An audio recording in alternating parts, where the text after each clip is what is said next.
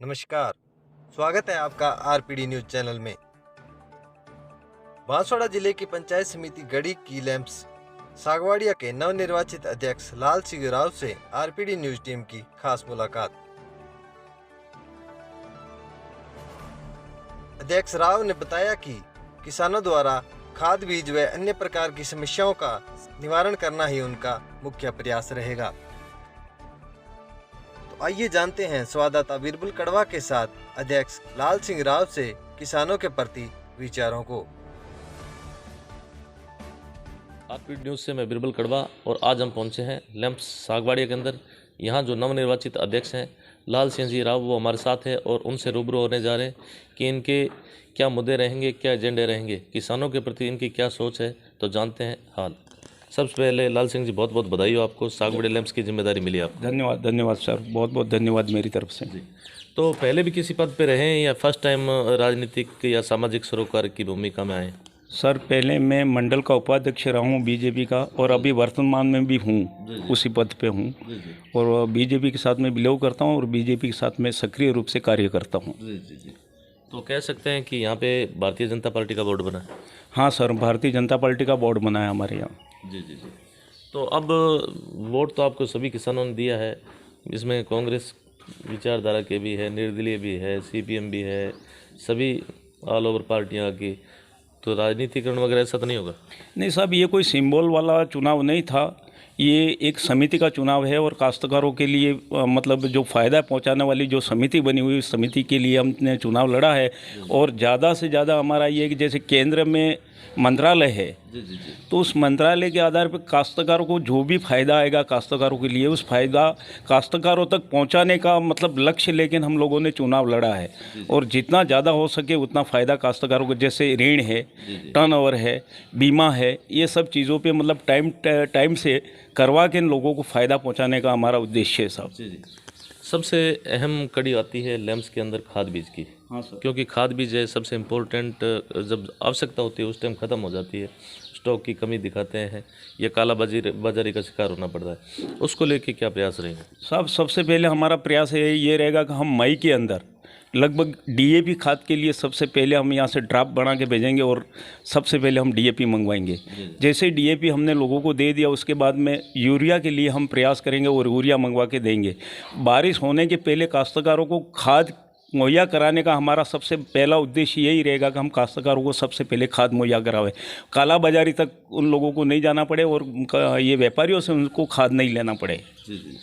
ये इसके अलावा और क्या कहना चाहेंगे? उसके अलावा अगर बीज आता है तो उस बीज के लिए भी जो गरीब काश्तकार हैं, गरीब तबके के काश्तकार जो भी हैं, जो मध्यम और लघु काश्तकार हैं, उनको जो बीज आता है गवर्नमेंट की तरफ से तो उसको उपलब्ध कराने की कोशिश हमारी पूरी रहेगी। अध्यक्ष महोदय, आज डीएपी यूरिया के जो भाव हैं वो आसमान छू रहे हैं, उसको लेके क्या कहना चाहेंगे? सब ये सब काला बाजारी की वजह से हो रहा है और सबसे ज़्यादा हमारा प्रयास ये रहेगा योगनाइज जो खाद आता है उसके लिए हमारा प्रयास ज़्यादा रहेगा, उसमें मोटिवेट करेंगे हम किसानों को।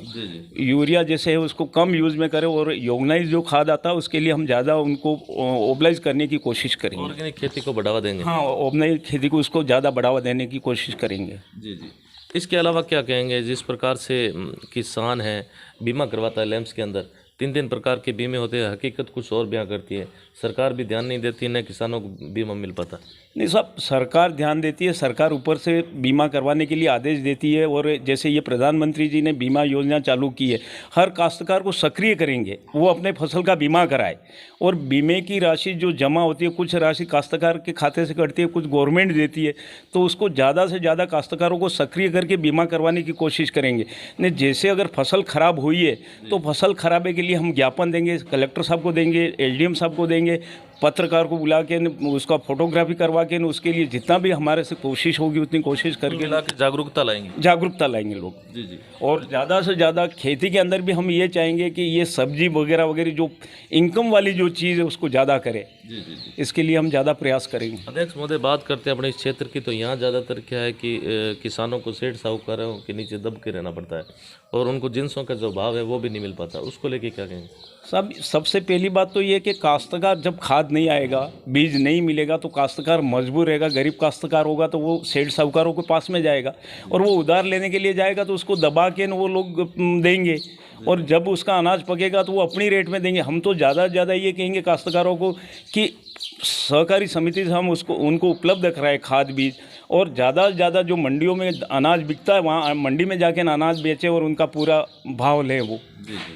एक बात सबसे बड़ी किसानों का जो हमने सर्वे किया, किसानों के पास भी जाते हैं तो वो कहते हैं साहब हमें जो लिमिट है किसानों की जो सरकार ने तय कर रखी है, साख सीमा 1.5 लाख कर रखी है, और हकीकत यह है कि ज़मीनी स्तर पर जो किसान हैं उनको इतना मतलब जो राशि है लोन है वो नहीं मिल पाता। वजह क्या? नहीं साहब, उसमें मीडिएटर और बैंकों के जो मैनेजर है वो मिली भगत हैं। सबसे पहले तो हमको मीडिएटरों पे ध्यान देना पड़ेगा और मैनेजरों पे ध्यान देना पड़ेगा। अगर एक काश्तकार कोई भी अगर लोन लेता है ज़मीन पे, केसीसी करवाता है या किसी भी प्रकार का लोन लेता है, तो उस लोन के अंदर उनको पूरी राशि मिलनी चाहिए। और राशि के साथ साथ में हमको ये भी ध्यान देना चाहिए कि काश्तकार डिफाल्टर नहीं हो, वो समय समय पर उसका टर्नओवर करता रहे और उसको बीमे का लाभ मिलता रहे। हमारी यही कोशिश रहेगी सबसे ज़्यादा काश्तकारों को लोन मिले और काश्तकार उस लोन को टर्नओवर करे। टर्नओवर करने के बाद में वो काश्तकार को जो भी गवर्नमेंट का फ़ायदा आता है वो फ़ायदा उनको मिले। वर्तमान बजट स्तर अपने कांग्रेस का अपना ये अंतिम बजट स्तर था और इधर सेंटर का भी आया, किसका अच्छा लगा आपको और क्या कमियां रही इसमें? नहीं साहब, सबसे बढ़िया तो सेंट्रल गवर्नमेंट अच्छा काम कर रही है। गहलोत जी ने तो आज दिन तक जो भी काम किया वो जुमलेबाजी की है, हमारे हिसाब से जुमलेबाजी। इन्होंने जब चुनाव लड़ना था उस समय या अशोक पायलट जी ने कहा था, सचिन जी ने के, और उसके साथ में हमारे ये थे, क्या नाम है इनका, तो इन्होंने कहा था कि 10 दिन के अंदर कर्जा माफ़ करेंगे। इन्होंने गिनती करवाई थी, राहुल गांधी जी ने 1 2 3 4 5 6 7 8 9 10 करके इन्होंने गिनती कराई थी। उसमें कुछ भी खरे नहीं उतरे, खाली जुमलेबाजी थी। स्टार्टिंग में कुछ कर्जा माफी हुई? नहीं साहब, वो वसुंधरा के टाइम में 50,000 रुपया कर्जा माफ़ हुआ था, लेम्सो का, ओनली फॉर लेम्सो का कर्जा माफ़ हुआ था। और नए अगर कर्जे दिए भी थे गहलोत जी ने तो 10,000 से ज़्यादा नहीं दिया था। कितना भी बड़ा काश्तकार उसको 10,000 से ज़्यादा हमारे यहाँ कर्जा नहीं दिया इन लोगों ने। और माफ़ हुआ तो वसुंधरा जी के टाइम में जो 50,000 रुपये तक की सीमा थी वो माफ़ हुआ। तो क्या मानते हो, जब भारतीय जनता पार्टी की सरकार आती है तो किसानों के लिए अच्छा कार्य करवाती है? साहब ऐसा है, भारतीय जनता पार्टी की सरकार आती तो किसानों का फ़ायदा करती, ये बात तो तय है। मैं तो यूँ कहूँ कि किसानों का कर्जा माफ़ करके ये जुमलेबाजी करके इन किसानों को गुमराह नहीं करना चाहिए। किसानों को जैसे कि आप दे रहे हो कर्जा माफ़ की लालच दे रहे हो, लालच मत दो, किसानों को किसी और जगह पे फ़ायदा दो। जैसे कि वो मंडी में अनाज बेचता है, अनाज बेचने में उसके भाव में फ़ायदा दो, उसको खाद बीज में फ़ायदा दो। जुमलेबाजी करके ने कर्जा माफ़ करने की बात करोगे तो वोटों की राजनीति नहीं करे, राजनीतिक नहीं, किसानों को संबल मिलना चाहिए। संबल मिलना चाहिए सर। जी। इसके अलावा अपन लैंप्स की बात करते हैं, लैंप्स में और किस प्रकार की सुविधा होनी चाहिए? लैंप्स में साहब, क्योंकि आपकी नवगठित लैंप्स है, हमारी नवगठित लैंप्स है साहब, इसमें सबसे पहले ये पारदर्शिता होनी चाहिए। कोई भी व्यवस्थापक हो या मैनेजर हो, पारदर्शिता होनी चाहिए। और पारदर्शिता में कोई काश्तकार अगर लोन लेता है, कोई कृषक अगर लोन लेता है तो उनको जितना लोन पास होता है उतना पैसा उसको मिलना चाहिए। दूसरी बात कि काश्तकार का फिंगर जो यहाँ होता है लैंप्स के अंदर होता है वो वहाँ नहीं होना चाहिए। उसको डायरी बैंक पासबुक दे दी जाए और उसको चेक बुक दे दी जाए, ताकि वो बड़ी बैंक के अंदर जाकर अपनी इच्छा के अनुसार पैसे निकाल के ला सकता है। जी। इस क्षेत्र के लोगों ने, गांव के किसानों ने आपको मान सम्मान दिया, समर्थन दिया, उनके लिए 2 शब्द। मैं धन्यवाद देता हूं साहब उनका कि इन्होंने जो मेरे को मान सम्मान दिया और अच्छे काम के लिए मेरे को अगर बैठाया लैंप्स में अध्यक्ष बन के, तो मैं उन पर खरा उतरूंगा। जी। तो यह थी हमारी खास मुलाकात लैंप्स सागवाड़ी के जो नवनिर्वाचित अध्यक्ष हैं लाल सिंह जी राव, जिनका कहना है कि किसानों की कोई भी परेशानी आती है तो उसका हम त्वरित गति से उसका समस्या का निवारण है वो करवाएंगे। धन्यवाद सर, आपने समय दिया, बहुत बहुत धन्यवाद। धन्यवाद सर, बहुत बहुत धन्यवाद। धन्यवाद आपका, आप यहाँ तक पधारे उसके लिए मैं आपका आभार व्यक्त करता हूँ सर।